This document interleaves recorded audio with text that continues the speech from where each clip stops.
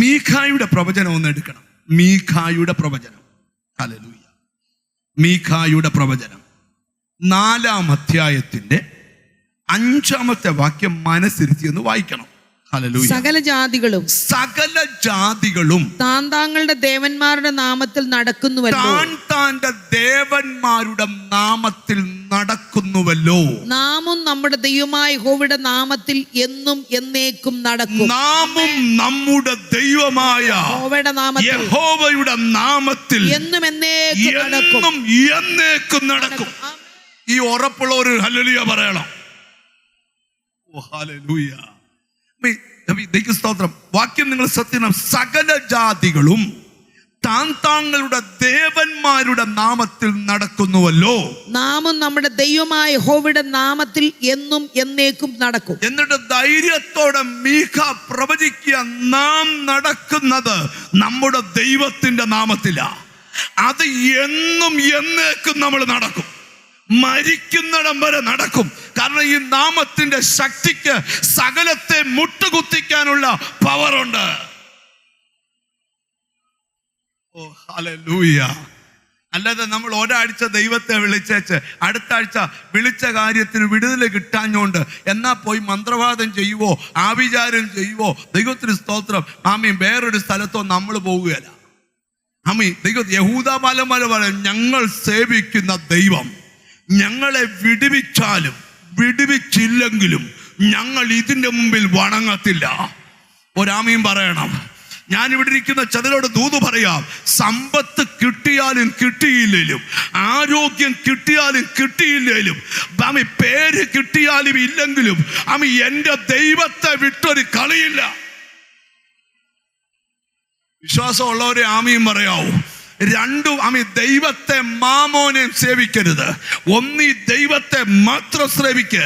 നിന്റെ ദൈവം നിന്നെ ജീവപര്യന്തം നടത്താൻ കഴിവുള്ള ദൈവമാ. ഈ ഒരു ദൈവവൈതന്റെ തൻ്റെ ഇടം എന്നാന്നറിയോ? അവൻ വിളിക്കുന്ന ദൈവത്തിന് ജീവനുണ്ടെന്നുള്ള തൻ്റെ ഇടം. ഓ ഹല്ലേലൂയ. ചിലപ്പോ നമ്മളോടൊക്കെ ചിലർ ചോദിക്കും, നിന്റെ കൂടെ ആരുണ്ടാ? എൻ്റെ കൂടെ ഉള്ളവരാരാന്നറിയോ? ബൈബിളിലൊരു വാക്യമുണ്ട്, അവരുടെ കൂടെ മാംസഭുജമേ ഉള്ളൂ. ഞങ്ങളുടെ കൂടെ മാംസഭുജമല്ല, ഞങ്ങളുടെ കൂടെ ജീവനുള്ള ദൈവമുണ്ട്. ഇന്ന് ഈ മെസ്സേജ് കേട്ടോണ്ടിരിക്കുമ്പോൾ ചിലരോട് പറയാം, നിനക്ക് ആശ്രയിക്കാൻ തന്ന നാമം, വിളിക്കാൻ തന്ന നാമം, നീ നടക്കുന്നത് ഈ നാമത്തിലാ. മീഖ പ്രവചിക്കുന്നത് ഒന്നുകൂടെ ദയവായിട്ടൊന്ന് വായിച്ചു കേൾപ്പിക്കണം. ഹല്ലേലൂയ. സകല ജാതികളും താങ്കളുടെ ദേവന്മാരുടെ നാമത്തിൽ നടക്കുന്നുവല്ലോ. സകല ജാതികളും താങ്കളുടെ ദേവന്മാരുടെ നാമത്തിൽ നടക്കുന്നു. നാമും നമ്മുടെ ദൈവമായ യഹോവയുടെ നാമത്തിൽ എന്നും എന്നേക്കും. നാമോ നമ്മുടെ ദൈവമായ യഹോവയുടെ നാമത്തിൽ രാജ്യത്ത് പോയാലും ഏത് ഭാഷക്കാരുടെ പോയാലും നാം നടക്കുന്നത് നമ്മുടെ ദൈവമായ യഹോവയുടെ നാമത്തിലായിരിക്കും. വരുന്നുണ്ടോ? ദൂതൊന്ന് വിവരിച്ചോണ്ട് വരട്ടെ. ഹല്ലേലൂയ. എനിക്കിന്ന് പരിശുദ്ധാത്മാവ് തരുന്ന വലിയൊരു ബോധ്യം നിങ്ങളോട് പറയാം. ഹല്ലേലൂയ. നിനക്ക് ആശ്രയിക്കാൻ പറ്റിയൊരു വലിയ നാമം ദൈവം തന്നേക്കുവാ. ഇനി നിങ്ങൾ ശ്രദ്ധിച്ചു കേൾക്കണം. ഹല്ലേലൂയ. അപ്പം ഞാൻ പറഞ്ഞു വന്നതിന്റെ സാരം, ഞാൻ ഈ മീഖായുടെ പ്രവചനത്തിലോട്ട് പിന്നെയും വരും. പക്ഷെ വരുന്നതിന് മുമ്പ് ചില കാര്യം കൂടെ നിങ്ങളുടെ മനസ്സിൽ കൊണ്ടുവരണം. അവനെ കൈക്കൊണ്ട് അവന്റെ നാമത്തിൽ വിശ്വസിക്കുന്ന ഏവർക്കും ദൈവമക്കളാകാൻ. അപ്പോൾ ഒരു ദൈവ പൈതലാകണമെങ്കിൽ എന്തിൽ വിശ്വസിക്കണം? യേശു ക്രിസ്തുവിന്റെ നാമത്തിൽ വിശ്വസിക്കണം. ഇനി രണ്ടാമത്തെ കാര്യം ശ്രദ്ധിച്ചു കേട്ടെ. ദൈവത്തിന് സ്തോത്രം. ഈ നമ്മൾ യോഗത്തിന് വരുമ്പം കൂടെ കൂടെ സ്തോത്രം പറയുന്നവരാ, അല്ലയോ? നിങ്ങൾ പറയാറുണ്ടോ? അടുത്തിരിക്കുന്നവരോട് സ്തോത്രം പറയാനുണ്ടോ എന്ന് ചോദിച്ചേ. കൈ കൊടുത്തില്ലേലും വേണ്ട, ഒന്ന് മുഖത്ത് നോക്കി ചിരിച്ചോണ്ട് സ്തോത്രം പറയാറുണ്ടോ എന്ന് ചോദിച്ചേ. ഒന്ന് ചോദിച്ചു, ഉണ്ടോ ഉണ്ടോ ഉണ്ടോ പറയാറുണ്ടോ? വീട്ടിൽ പറയുമോ? ഉറങ്ങാൻ പോകുമ്പം കർത്താവേ സ്തോത്രം സ്തോത്രം എന്നാ ഒരു 2 മിനിറ്റ് ഒന്ന് സ്തോത്രം പറഞ്ഞ് സ്തോത്രം സ്തോത്രം. എൻ്റെ ദൈവത്തിന് സ്തോത്രം.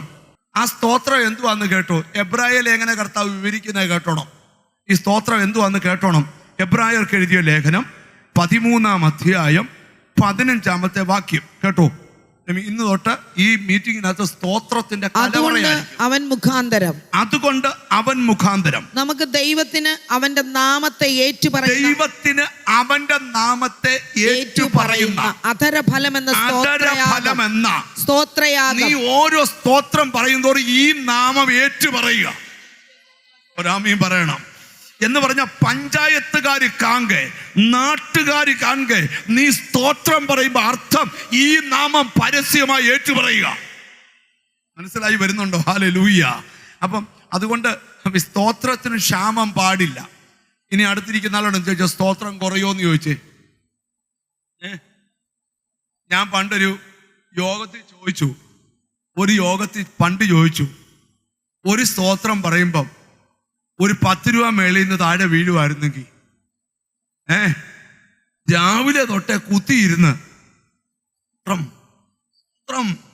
എന്റെ കർത്താവേ സ്തോത്രം, എടാ ചൊവ്വേ ഇതിന്റെ വില അറിഞ്ഞ് വിളിച്ചാൽ ഇതിന്റെ മഹത്വം ഭയങ്കര.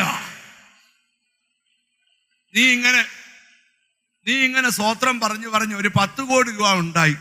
പിറ്റേ മാസം ഒരു കാര്യം പറഞ്ഞു, അമ്മി 10 കോടി 80 ലക്ഷം രൂപയുടെ ഒരു അസുഖം കൂടെ കിട്ടിയെന്ന്. മിണ്ടുന്നില്ല. അത് പലപ്പോഴായിട്ട് സ്കാനിങ്ങുകാരും ലാബുകാരും ഡോക്ടർമാരും മെഡിക്കൽ സ്റ്റോറുകാരും ECG എടുക്കുന്നവരും എക്സ്റേക്കാരും ടെസ്റ്റുകാരും എല്ലാം കൂടെ മെല്ലെ മെല്ലെ പിടിച്ചു വാങ്ങിച്ചപ്പം കിട്ടിയ 10 കോടി 80 ലക്ഷം കൂടെ അധികമായി. അങ്ങനല്ല വേണ്ടത്. ഈ ഓരോ സ്തോത്രം പറയുമ്പോഴും പറയുന്നതിന് ഓർത്തോണം, അവന്റെ നാമത്തെ ഏറ്റുപറയുന്ന അധരഫലം. ഓ ഹല്ലേലൂയ. കണ്ടോ, നിന്റെ ലൈഫ് മുഴുവൻ രക്ഷിക്കപ്പെടുന്ന അന്ന് മുതൽ ഈ നാമവുമായിട്ട് ബന്ധപ്പെട്ട ഇന്ന് ധൈര്യത്തോടെ ഇവിടെ ഇറങ്ങണം. ഒരു സൈന്യം നിന്റെ നേരെ പാളയറങ്ങിയാലും നീ പേടിക്കരുത്. കാരണം നിന്റെ മേൽ കിടക്കുന്ന മുദ്ര ഈ നാമത്തിന്റെ മുദ്രയാ. തിരിച്ചറിവുള്ള ഒരു സ്തോത്രം ചെയ്യുക യേശുവിന്റെ നാമത്തില്. ഇവിടെ ഇരിക്കുന്ന ചിലരോടൊക്കെ പരിശുദ്ധാത്മാ പറയുക, ഈ നാമം ഇന്ന് മുറുകെ പിടിക്കണം. ഹല്ലേലൂയ. അപ്പം നിങ്ങൾ ശ്രദ്ധിക്കുക, ഈ രക്ഷിക്കപ്പെടുന്നത് ഈ നാമത്തിലാണ്. ഇനി നമ്മൾ ഈശ്വരനെ കയറി പോകുമ്പോൾ വളരെ പ്രധാനപ്പെട്ട ഭാഗത്തേക്ക് പോവുക. ദൈവത്തിന് സ്തോത്രം. ഹല്ലേലൂയ. അപ്പോസ്തലപ്രവൃത്തി 9-ാം അധ്യായത്തിന്റെ 15-ാമത്തെ വാക്യത്തില് ഈ ശൗല് ദൈവത്താൽ സന്ദർശിക്കപ്പെട്ട് ഒരു വീടിനകത്ത് അന്ധനായി കഴിയുക. എന്തുവാ?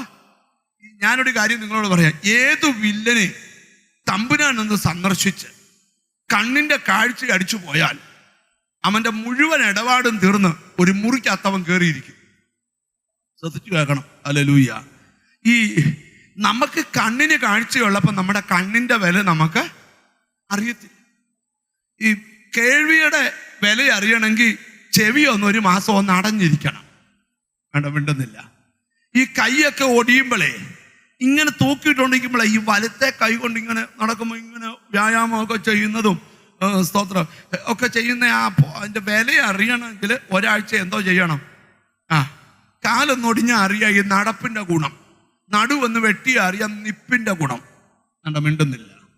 മിണ്ടുന്നില്ല. കൈ ഒന്ന് കുത്തിപ്പെടുത്താൽ അറിയാം നഖത്തിന്റെ വില.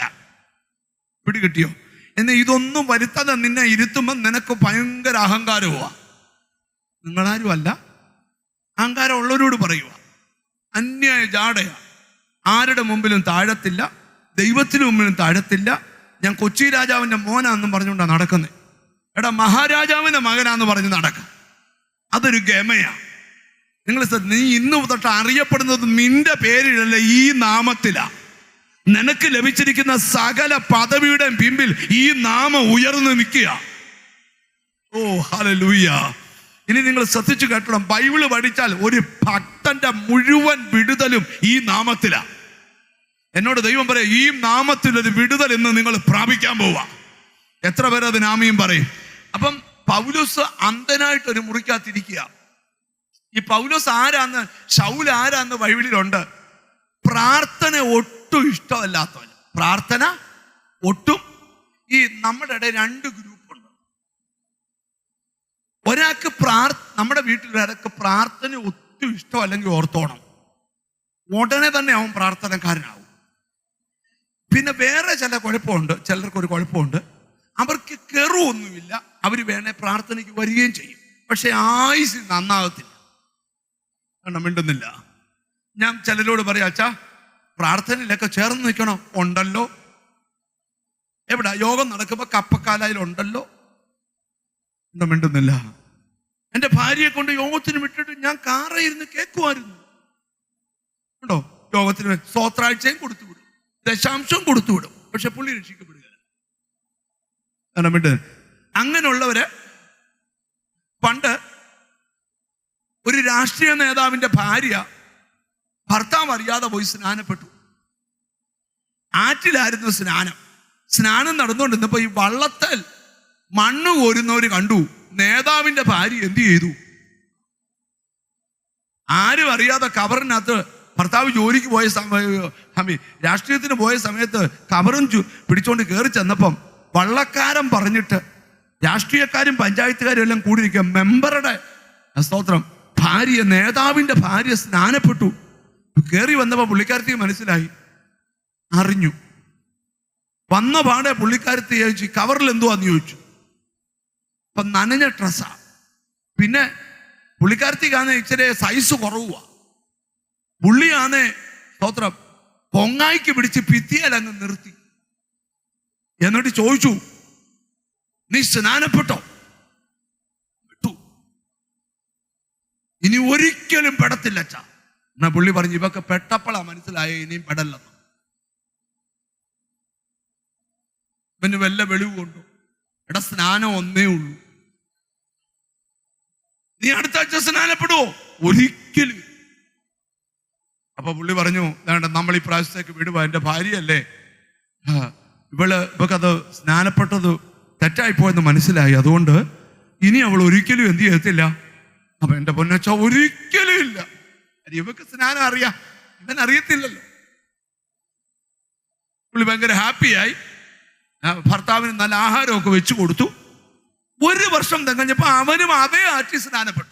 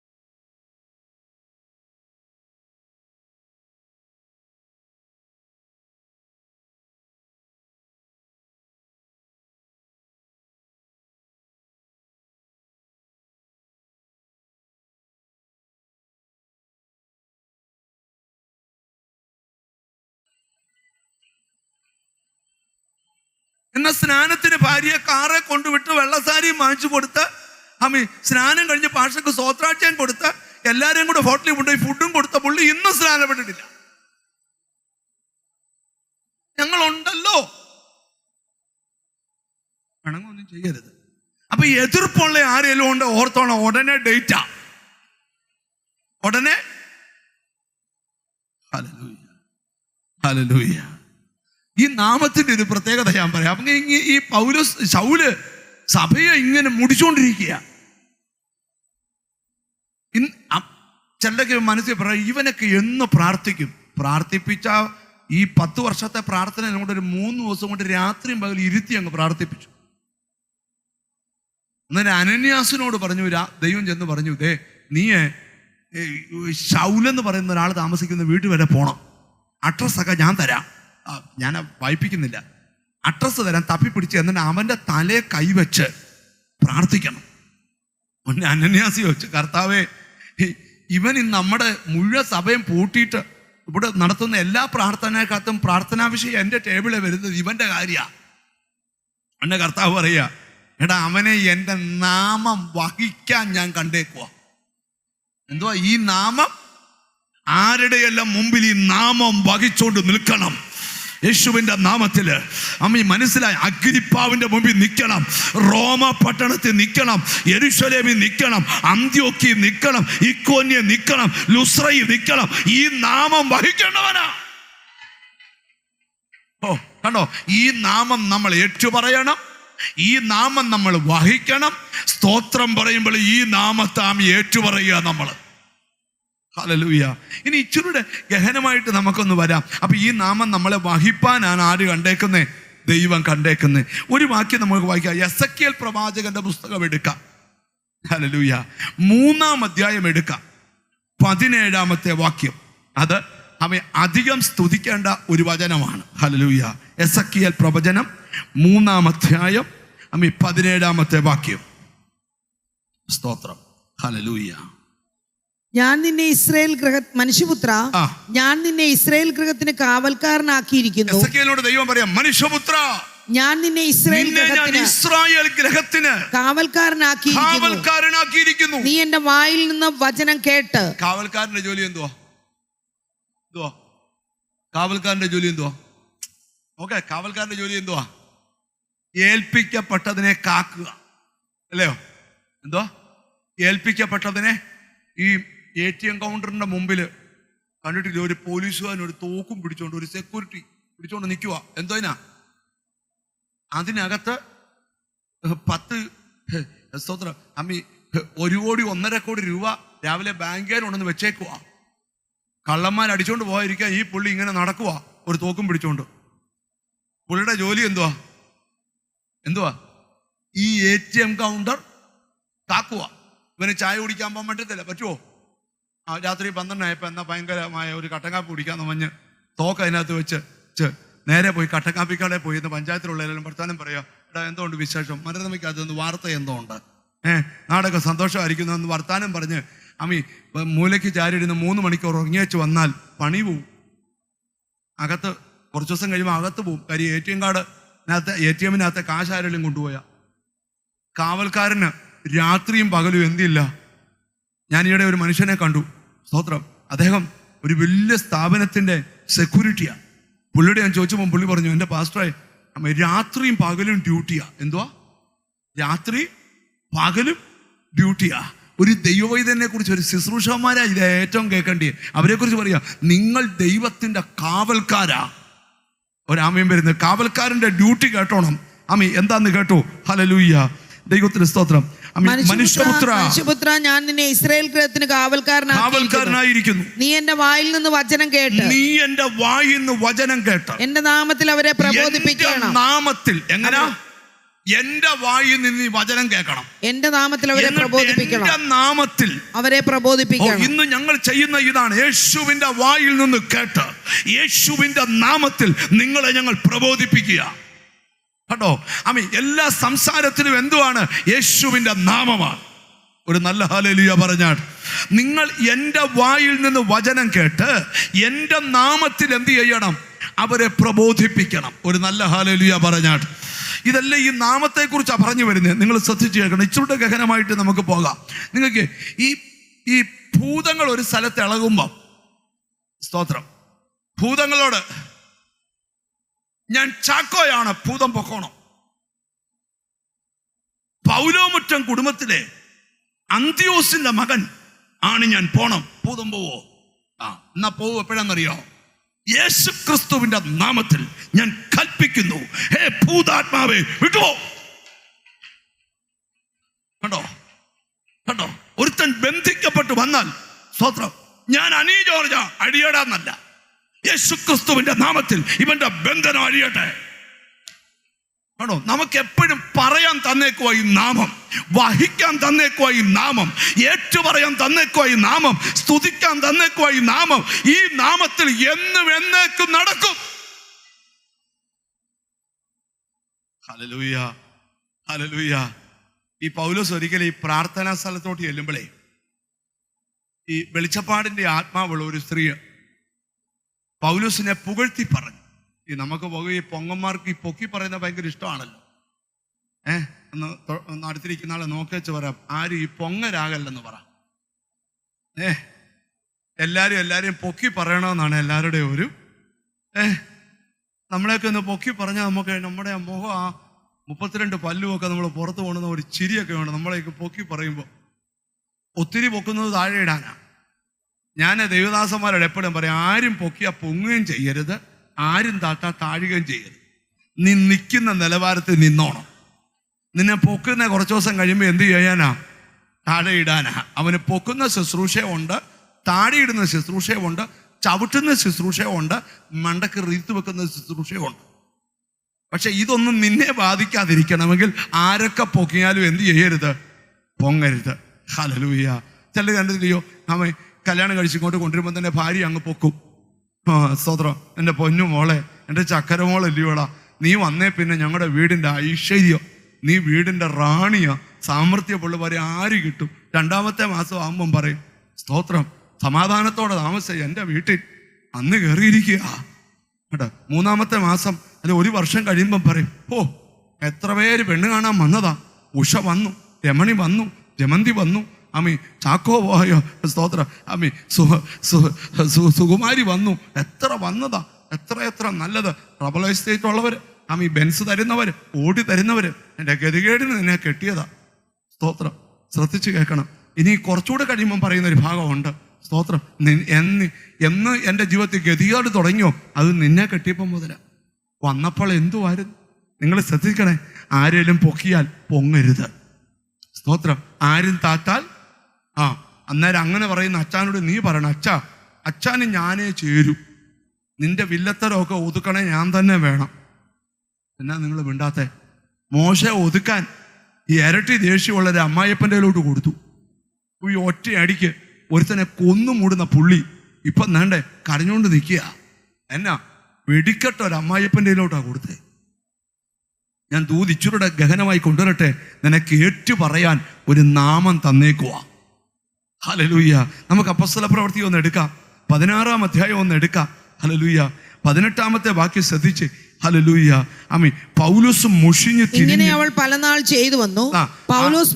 പൗലോസ് വന്നവൻ പറഞ്ഞു, ഇതാ വരുന്ന അത്യുന്നതനായ ദൈവത്തിന്റെ ദാസന്മാർ രക്ഷാമാർഗം നിങ്ങളോട് അറിയിക്കുന്നവർ എന്ന് വിളിച്ചു പറഞ്ഞു. സത്യത്തിൽ പാസ്റ്റർമാരൊക്കെ ഉടുപ്പിന്റെ കോളർ നിന്ന് പൊക്കിയിടേണ്ട കേസാ. ആരും മാനിക്കാത്തടത്തൊക്കെ അതാണ്ട് ചിലര് വലിയ മാന്യത കൊടുക്കുക. നിങ്ങൾ ശ്രദ്ധിച്ചൊന്ന് കേൾക്കണം. ആമീൻ. ഇങ്ങനെ അവൾ പലനാൾ ചെയ്തു വന്നു. അവള് ദിവസവും ഇതാ ചെയ്യുന്നേ. പൗലോസ് മുഷിഞ്ഞ് തിരിഞ്ഞു നോക്കി അവളിലുള്ള ഭൂതത്തോട്. ആദ്യത്തെ ദിവസം പൗലോസിന് അത്രയും അങ്ങോട്ട് പിടികിട്ടില്ല. 2ാം ദിവസം മനസ്സിലായി, ഇവളല്ല പറയുന്നത്, ഇവിടെ ദേഹത്തിരിക്കുന്ന ഭൂതമാ. വർത്താനമൊക്കെ പറയുമ്പോൾ ചിലര് ഭൂതമാണോ മനുഷ്യനാണോ എന്നൊക്കെ നോക്കുന്നത് നല്ലതാണ്. എന്തോ ഭൂതമാണോ മനുഷ്യനാണോ എന്നൊക്കെ നോക്കുന്നത് നല്ലതാ. സ്തോത്രം, ശ്രദ്ധിച്ചു കേൾക്കണം. എന്നിട്ട് അവളിലുള്ള ഭൂതത്തോട്, അവളെ വിട്ടുപോകുവാൻ ഞാൻ യേശുക്രിസ്തുവിന്റെ നാമത്തിൽ കൽപ്പിക്കുന്നു. യേശുക്രിസ്തുവിന്റെ നാമത്തിൽ കൽപ്പിക്കുന്നു, അവളെ വിട്ടുപോ. കണ്ടോ? അപ്പൊ ഭൂതത്തെ പുറത്താക്കാൻ നമുക്ക് എന്ത് തന്നിരിക്കുക? ഈ നാമം തന്നിരിക്കുക. യാക്കോബിന്റെ ലേഖനത്തിൽ നിങ്ങൾ ശ്രദ്ധിച്ച് 5-ാം അധ്യായം 14-ാം വാക്യം, നിങ്ങളിൽ ദീനമായി കിടക്കുന്നവൻ സഭയിലെ മൂപ്പനെ വരുത്തട്ടെ. അവർ കർത്താവിന്റെ നാമത്തിൽ അവനെ എണ്ണ പൂശി അവന് വേണ്ടി പ്രാർത്ഥിക്കട്ടെ. വിശ്വാസത്തോടെ ദീനമായി കിടക്കുന്നവൻ സഭയിലെ മൂപ്പന്മാരെ വരുത്തട്ടെ. അവർ കർത്താവിന്റെ നാമത്തിൽ അവനെ എണ്ണ പൂശി അവന് വേണ്ടി പ്രാർത്ഥിക്കട്ടെ. എണ്ണ പൂശണം, പ്രാർത്ഥിക്കണം. എന്നാൽ വിശ്വാസത്തോടുകൂടിയ പ്രാർത്ഥന ദീനക്കാരനെ രക്ഷിക്കും. യേശുവിന്റെ നാമത്തിൽ രോഗസൗഖ്യത്തിന് പ്രാർത്ഥിക്കണം. യേശുവിന്റെ നാമത്തിൽ ഭൂതങ്ങൾ വിട്ടുപോകാൻ പ്രാർത്ഥിക്കണം. അപ്പൊ സകലത്തിനും തന്നേക്കുന്ന ഈ നാമമാണ്. ഈ നാമത്തിന്റെ പവർ കേട്ടോ. സകല നാമത്തിലും ഒന്നുറക്കെ പറഞ്ഞ മേലായ നാമം, എല്ലാ മുട്ടും മടക്കുന്ന നാമം, എല്ലാ നാവും ഏറ്റുപറയുന്ന നാമം, അതാണ് ഞാൻ പ്രസംഗിക്കുന്ന യേശു ക്രിസ്തുവിന്റെ നാമം. മനസ്സിലായവർക്കായി സ്തോത്രം ചെയ്യുക. അപ്പൊ നിങ്ങൾ ശ്രദ്ധിച്ചു കേൾക്കണം. നിന്റെ തലയ്ക്ക് മുകളിൽ വെളിപ്പെട്ട് നിൽക്കുന്ന നാമമാണ് യേശു ക്രിസ്തുവിന്റെ നാമം. എനിക്ക് ദൂത് പറഞ്ഞുകൊണ്ടിരിക്കുമ്പോൾ തന്നെ ചിലരോടൊക്കെ പരിശുദ്ധാത്മാ പറയുക, ഈ നാമത്തിൽ വലിയ കാര്യങ്ങൾ നടക്കാൻ പോവാ. ഈ നാമത്തിൽ നിന്റെ കുടുംബത്തിന്റെ ഗതികേട് പൊട്ടാൻ പോവാ. ഈ നാമത്തിൽ നിന്റെ കുടുംബത്തിന്റെ ശൂന്യത മാറാൻ നിന്റെ ചില കുടുംബങ്ങളുടെ ശൂന്യത ഈ നാമത്തിൽ മാറാൻ പോകുക. ചില കുടുംബങ്ങളുടെ പരാജയം. സ്തുതിക്കാൻ പ്രേരണയുണ്ട്, സ്തുതിച്ചോ. ഈ നാമത്തിലൊരു അത്ഭുതം നടക്കാൻ പോവാ.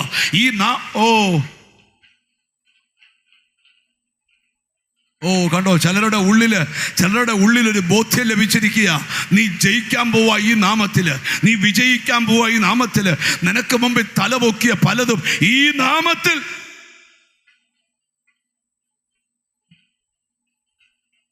ഹല്ലേലൂയ. ഞാൻ വളരെ പെട്ടെന്ന് പോകട്ടെ. അമ്മ അടുത്ത ആശയം കൂടെ പറഞ്ഞിട്ട് നിങ്ങളിൽ ചിലരോട് ദൈവത്തിന് സംസാരിക്കാനുണ്ട്, ഇടപെടാനുണ്ട്. ദൈവത്തിന് പ്രാർത്ഥിച്ചുകൊണ്ടിരുന്നാൽ ഭയങ്കര കാര്യങ്ങൾ കർത്താവ് ചെയ്യാൻ പോവാ. ഹല്ലേലൂയ. നിങ്ങൾ ശ്രദ്ധിച്ചു കേൾക്കണം. മൂന്നാമത് അവിടെ പഠിപ്പിക്കുകയാണ്.